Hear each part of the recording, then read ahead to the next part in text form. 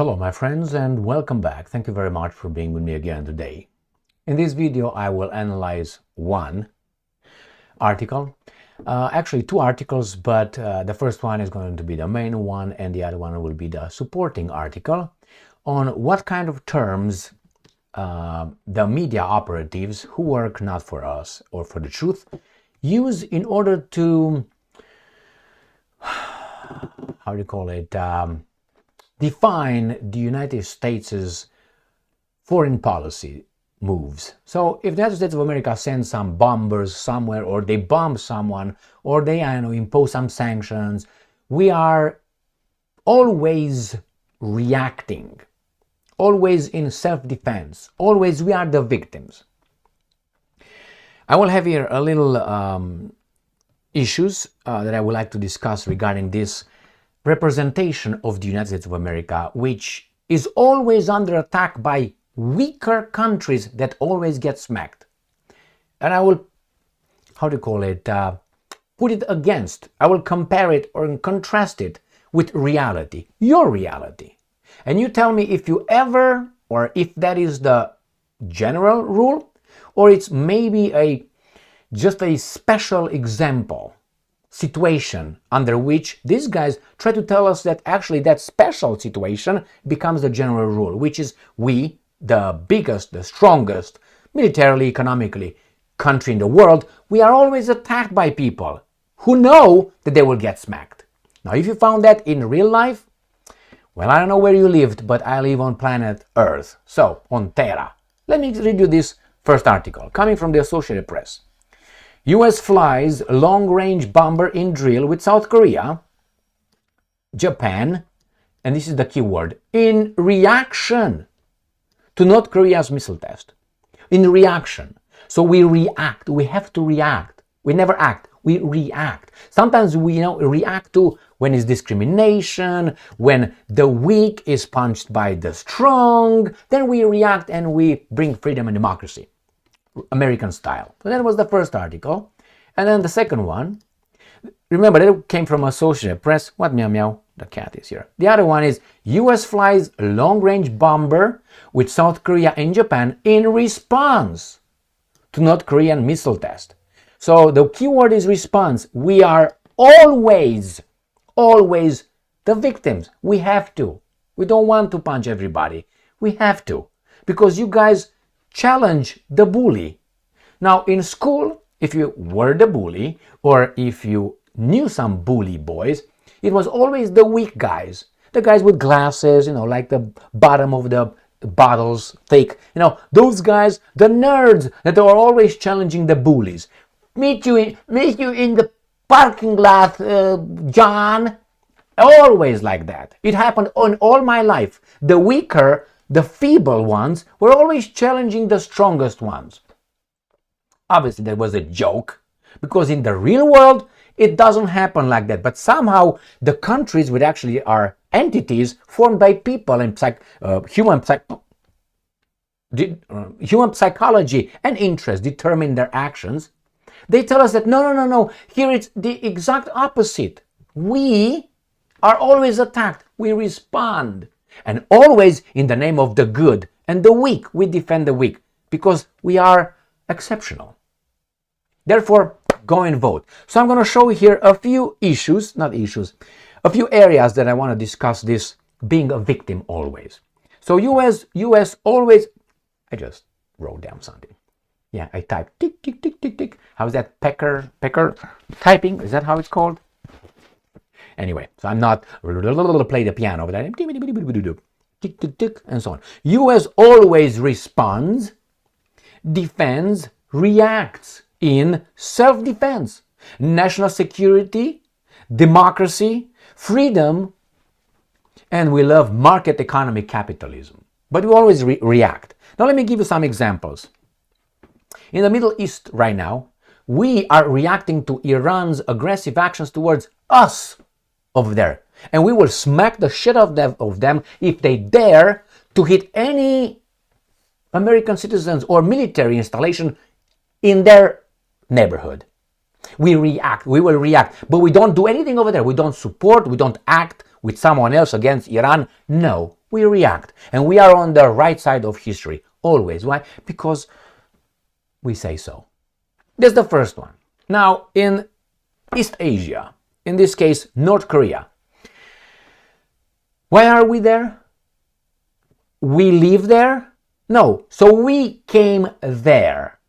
Why? Our interest, our friends. To keep peace, everybody's safe. You see, we always do this. We never lie. No, Gulf of Tonkin lie was not a lie, right? The weapons of mass destruction of Saddam Hussein was not a lie.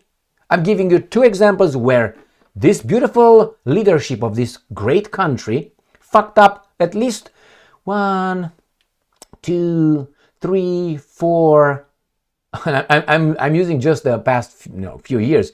If I use Vietnam as well, if I use North Korea as well, Korean Peninsula, if I use Laos, if I use Cambodia, if I use, for instance, Yugoslavia 1999, if I use Libya with Gaddafi, if I use Iraq, if I use Afghanistan, if I use Syria, if I use Iran, if I use North Korea, if I use Taiwan, all these are about, and I use Russia. We always did it because we're the good people. Now, and everybody wants to attack us, man. But we are in their neighborhood, making sure that we bring freedom and democracy. Correct? Now, this is their narrative. We are always responding. Really. Have you seen this in reality? Why is a person called bully boy? Remember, you're a bully boy because you can be. A weak person cannot really be a bully boy because he can't back up with this, being a bully boy. So it must be strong. And then it depends what kind of values you have and how strong you are upholding your values, living to your standards. So we say, these guys tell us that we're exceptional and all that, but if you look in history and you just dare to look under the carpet a little bit, you're going to find out many, many situations. Who the hell dropped the first and the only atomic bombs on civilian cities? That's a war crime. We, not we, I don't want to put you and I in this, I put them. And they tell us on the same level that we tell whomever on this planet that they cannot have nuclear weapons. Why? Because this is the only argument. We know how it is. So that is like having a rapist, putting him as a judge in some rape cases. Because he knows how he is. He was not at the receiving end. He was like a giving end. Doesn't make sense? It's so easy to see through this hypocrisy, lies, and propaganda. These operatives in the media, they are the ones. They work for the interest who also have the political system and the media and entertainment ready for you, and the schools to propagandize and regiment your children who will grow as adults, and it's going to be hard to find information and knowledge as they grow, even though the technology allows them to find things that when I was a child I couldn't find. I had to go to a library, library, to go over there and read if I wanted. Now you just click, you have on this iPad or a telephone whatever access. But playing games is better, maybe doing some that, and other things are better. Why? The operatives shape our desires, our interest. So yes, remember, we are always responding and we are always the victims and we are in self-defense, always, but we are the strongest. It's an anomaly, my friends, an anomaly. Anomalies exist, but this anomaly is consistent and always the same. Always the same. Sometimes when we do something, like shady, like let's say dropping 2 atomic bombs on 2 civilian cities, they will bring some baboon, bottom-feeding justification to save our boys' lives and shorten the war. Okay, well, if that's your argument, that means the Russians can use the same arguments now in Ukraine, shorten the war and save their boys' lives. If that's the case, then they can do it.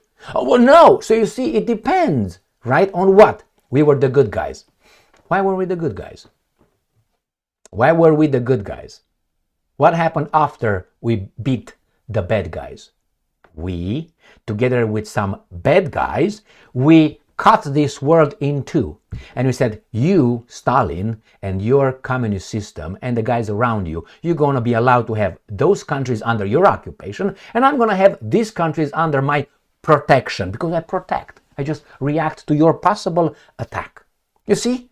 And so this, we intervened, beat those evil Germans, together with the evil Soviets, not Russians, Soviets, and then we sat at the table with the Soviets and we said, now, okay, now it's yours, this is mine, this is yours, this is not mine. What's the difference between that and those guys who lost the war? Didn't they want to do the same thing? This is mine, this is whomever, this is mine. What's the difference? We are good. The actions are not good. So again, we are the victims. Pay attention to each, not any, I don't read each and every article, but most articles coming from these operatives depict the United States as being the victim.